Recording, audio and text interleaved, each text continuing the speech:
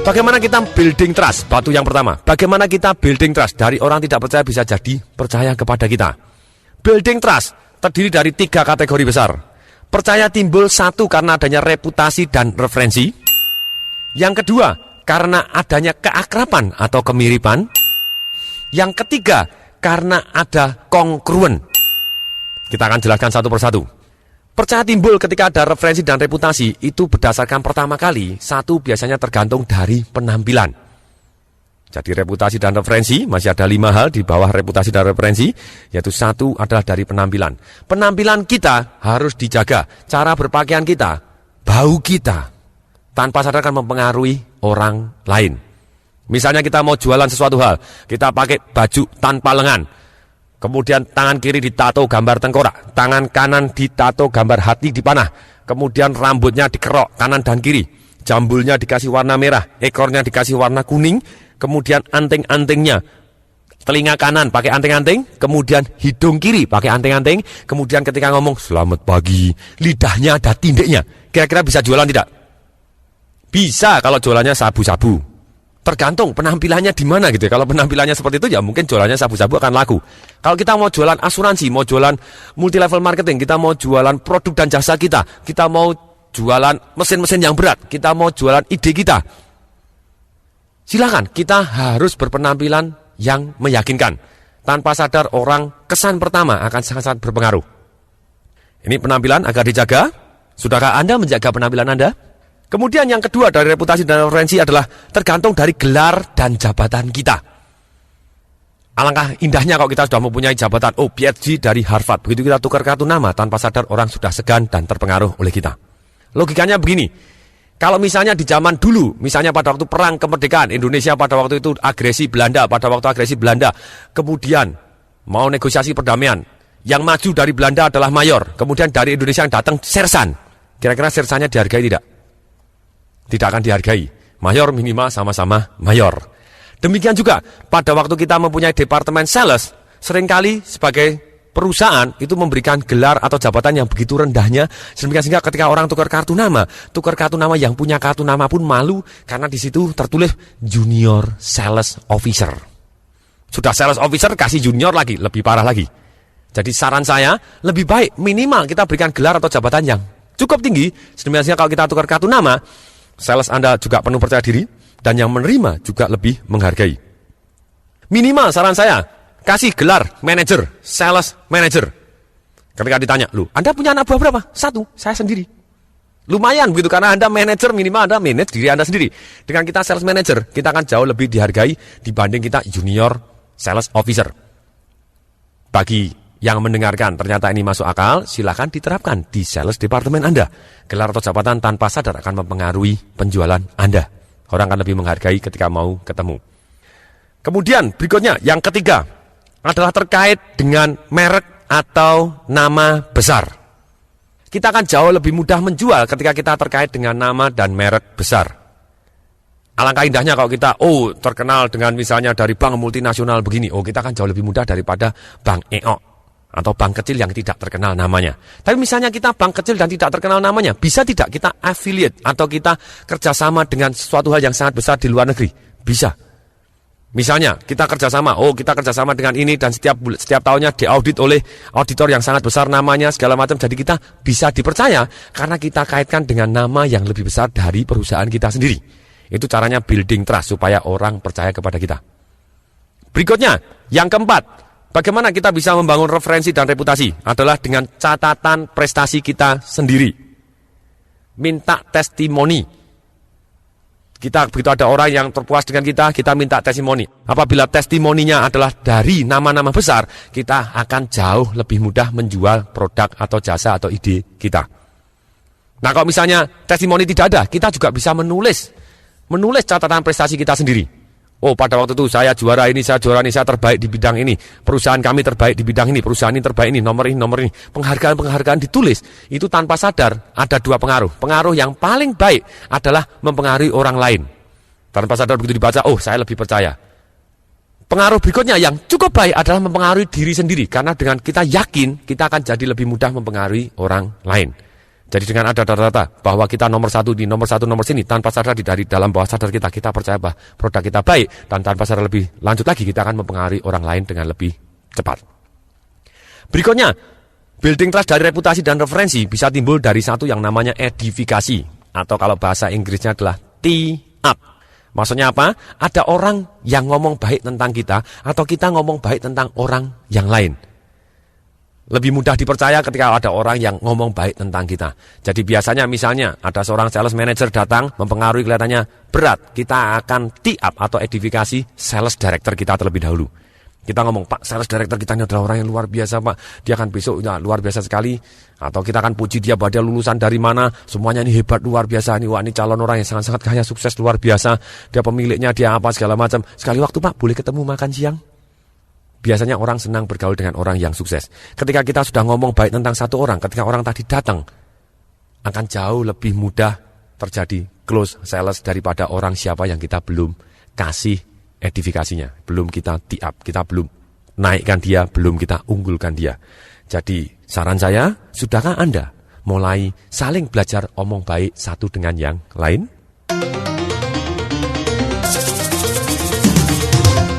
Membangun kepercayaan. Yang pertama adalah reputasi dan referensi. Yang kedua adalah kita membangun keakraban dan kemiripan.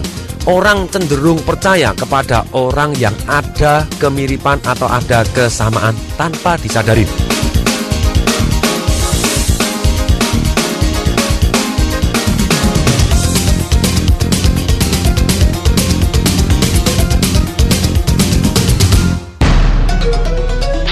Sales-sales yang paling top di dunia selalu mempunyai ilmu untuk membangun kesamaan tanpa disadari sehingga orang percaya terhadap dia. Contohnya, dia akan membangun kesamaan satu dengan topik. Topik biasanya terdiri dari pertanyaan, Bapak asalnya dari mana? Ketika ada satu orang ngomong, oh asalnya saya dari New York. Oh sama, saya dari New York. Langsung enak. Kemudian ada ditanya juga, kalau asalnya tidak bisa, kita biasanya tanya apa? Hobinya. Bapak hobinya apa? Badminton. Ah sama, saya hobinya badminton. Tapi problemnya ketika kita kalah kelas, kita mendekati orang-orang yang jauh lebih tinggi daripada kita, ketika kita tanya, misalnya, Bapak asalnya dari mana? New York. Mati aku dari kota yang kecil, misalnya dari Nganjuk atau dari mana? Susah kita. Kemudian kita tidak bisa bangun kesamaan. Ada orang tanya, Bapak hobinya apa? Golf. Mati aku hobinya main gundu, bukan golf. Celaka gitu ya. Nah ketika kita topiknya berbeda, kita susah sekali membangun kesamaan. Ternyata tapi kita masih punya cara di luar topik. Kita bisa membangun kesamaan dengan cara-cara yang dramatis sehingga terjadi magic happen. Orang tadi merasa nyaman, nikmat, dan cocok terhadap kita. Jadi, satu, bagaimana kita membangun kesamaan di luar topik tadi. Satu, kita bisa membangun kesamaan dari gerak. Seringkali dalam seminar saya, ketika saya kasih contoh, saya minta satu orang maju di depan. Terus kemudian Anda misalnya presiden direktur, saya mau jualan satu produk kepada Anda. Boleh saya duduk? Silakan. Ketika saya duduk, di depannya dia, kaki saya angkat naik di atas kursi. Kemudian saya peluk kaki saya dan kepala saya agak naik ke atas. Oh Bapak ini bagus sekali, Bapak mau beli ini? Mendadak dia panggil satpam gitu ya. Kenapa? Karena tindakan saya atau gerakan saya sangat-sangat berbeda. Orang yang gerakannya sangat berbeda tanpa sadar akan membuat jadi orang asing. Ketika asing, orang akan membuat protek dan tidak percaya. Akan pelajari siapa dulu dia. Nah, di dalam sales kita bisa membangun gerakan yang sama. Tanpa sadar orang akan jadi percaya. Caranya bagaimana? Mulai dari nafasnya. Pada nafasnya pelan, pendek, ataupun panjang, dalam, silakan. Apapun nafasnya kita ikutin. Gerakannya pada waktu, saran saya selisih 10 detik. Ketika berhadapan-hadapan dengan dia, kita selisih 10 detik. Misalnya, kita ikutin. Misalnya dia bersandar, selisih 10 detik kita bersandar. Dia maju sebentar, agak ke depan, selisih 10 detik kita maju ke depan. Kalau berada di samping kita agak beriring-iringan begitu, kita bisa selisih 3 detik agak sama. Tanpa sadar, orang ketika gerakannya sama, orang akan lebih percaya kepada kita. Ada orang, Pak itu kok sama terus, itu kan diajarin seperti mimikri. Bukan mimikri. Kalau mimikri misalnya, yang satu misalnya baru garuk-garuk kepala, kita ikut garuk-garuk kepala. Garuk-garuk pantat, kita garuk-garuk pantat. Enggak, tapi kita bisa mirip selisih 10 detik. Tanpa dia sadarin, orang akan merasa lebih akrab kepada kita. Kemudian bagaimana kita membangun keakraban dan kesamaan yang kedua adalah dengan cara kualitas suaranya dibuat sama. Maksudnya apa? Kualitas suaranya dibuat sama. Kalau dia hanya ngomongnya lambat, pelan, penuh jeda, dan mantap. Kita juga ikutin kalem, lambat, penuh jeda. Kalau orangnya ngomongnya sangat-sangat cepat, kita juga ikut ngomongnya sangat-sangat cepat. Nah, kalau coba tes, ketika orang ngomongnya cepat, kemudian kita ngomongnya lambat, mendadak nafsu bicara dia kepada kita berkurang drastis. Silahkan dipraktekkan, silahkan dites. Ternyata orang akan cenderung percaya kepada orang yang kualitas suaranya mirip dengan yang bersangkutan. Ikutin, gitu ya. Kemudian berikutnya, selain kualitas suaranya, juga pilihan katanya. Pilihan katanya begini, kalau orangnya ngomong, saya mau cari barang-barang yang fantastis. Kita tidak bisa ngomong, Pak, ini barang-barang kita hebat. Lain, otaknya nggak nangkep. Kalau dia ngomong ceritanya, saya suka yang indah. Oh, ini bagus Pak, nggak nangkep. Kalau dia ngomong indah, kita indah. Kalau dia ngomong, saya senang memandang dari jauh begini. Oh, Bapak bisa pandang dari sini. Oh, dia langsung cocok gitu ya. Oh, kita ngomong misalnya, orangnya ngomong, Bapak, saya suka memandang ini dari sudut sini. Kemudian Bapak ngomongnya gini, silakan dengarkan Pak, pandang dengan dengarkan, lain channel gitu ya, kita tidak bisa. Tipe komunikasi ke otak manusia lain-lain, kita harus pilih pilihan kata yang sesuai dengan tipe komunikasi ke otaknya masing-masing. Kalau tipe komunikasi ke otaknya, ada satu orang yang tipenya misalnya penglihatan, ya kita akan menggunakan kata-kata yang akses ke matanya dia. Caranya bagaimana? Kita lihat, dia menggunakan apa? Oh, saya suka pemandangannya, saya suka warnanya, bentuknya, merah, kuning, hijau, biru. Nah, kalau ketika dia ngomong seperti itu, ya kita kan ikutin sama, Pak, bentuknya, ini warnanya, ini ada yang merahnya, ada kuningnya, ada hijau. Sama persis kata-kata yang digunakan. Ketika orang tipe pendengaran, dia ngomongnya biasanya nadanya mulai bergelombang. Dengan demikian, saya sangat-sangat suka pelajaran ini. Apakah Bapak Ibu juga suka pelajaran ini? Silakan tolong didengarkan. Nah, kalau ketika sudah ngomongnya seperti itu, tipenya biut-biut itu nadanya, plus minus dia adalah tipe pendengaran, kita akan menggunakan kata-kata yang sesuai dengan tipenya dia. Kedengarannya. Kemudian juga ada tipe yang berikutnya adalah tipe perasaan. Penglihatan, pendengaran, dan perasaan. Perasaan biasanya orang yang ngomongnya mantap, penuh jeda, dengan nada yang rendah. Seperti saya sekarang ini. Bapak Ibu bisa merasakan perbedaannya. Nah, kalau dia ngomong lambat, kita juga ikut ngomong lambat di awalnya. Terus kemudian kita menggunakan bahasanya dia, bahasa perasaannya dia. Dia menggunakan ciri-cirinya, dia menggunakan pilihan katanya yang jelas sekali. Rasanya, saya senang nyaman, saya suka gerak, saya suka baunya ini, rasanya begini. Ketika dia menggunakan kata-kata seperti itu, kita juga menggunakan pilihan kata yang sama, dengan nada dan kualitas suara yang sama, tanpa sadar dia akan merasa akrab. Jadi dengan dia akrab, merasa mirip, mendadak magic akan happen karena dia merasa cocok dengan kita tanpa disadarin. Persis seperti kalau kita setel televisi. Kalau misalnya televisi kita ada channelnya, ada channel yang namanya RCTI, ada Indosiar, ada Metro TV, ada TV 7, misalnya ada Antv, silakan. Nah, kalau misalnya ternyata dia adalah orangnya hobinya nonton Metro TV, kita pasang iklannya di mana? Sama, pertanyaan yang bodoh sekali. Pasti jawabannya adalah kita akan pasang iklannya juga di Metro TV. Karena itu yang dia lihat. Sama, ketika orang sedang channel dia ngomongnya pakai penglihatan, kita akan ngomong dengan bahasa penglihatannya dia. Akibatnya akan lebih mudah masuk kotaknya dan merasa akrab dan dia cenderung lebih percaya kepada kita. Kemudian ada orang bertanya juga, Pak, lah kalau saya mirip terus bagaimana? Kalau orangnya loyo, apakah kita juga loyo terus? Tidak, kita bisa menggunakan satu strategi adalah satu yang namanya pacing kemudian leading. Maksudnya apa? Kita ikutin terlebih dahulu, baru kita pimpin berikutnya. Banyak orang sulit sekali ketika mengajak anaknya atau meminta anaknya untuk minum obat yang pahit. Karena mereka seolah-olah datang dari planet Mars langsung ngomong kepada anaknya, ibu-ibu gitu langsung ngomong, ayo minum obat pahit, ini obatnya. Ada dua macam. Satu, dia jujur tapi maksa. Ini pahit tapi harus minum. Nanti kalau nggak minum nanti sakit bagaimana? Nah, dia menggunakan gitu. Anaknya, kaget ini. Seolah-olah dari planet sebelah mana gitu. Orang tuanya datang seperti itu. Tidak ada kesamaan sama sekali. Jadi anaknya cenderung tidak percaya kepada orang tuanya. Kemudian, yang kedua, bisa jadi dengan menipu. Ini obatnya enak ini, enak ini. Begitu diminum, apa jadi? Buah! Nah, kalau sudah terjadi seperti itu, anak semakin tidak percaya. Begitu besok ngomong ibunya, enak ini, langsung lari lagi, enak lagi, dia tidak percaya. Nah, caranya bagaimana? Kita bisa menjual, anak kita bisa minum obat pahit dan berebut. Caranya sederhana, kita ikutin terlebih dahulu. Kalau dia mainan boneka, kita ikut mainan boneka. Pada waktu mainan boneka, kita ikut tingginya setinggi dia, kita gerakannya. Dan baru kita ngomong, obatnya ini pahit, tapi sudah dikasih madu.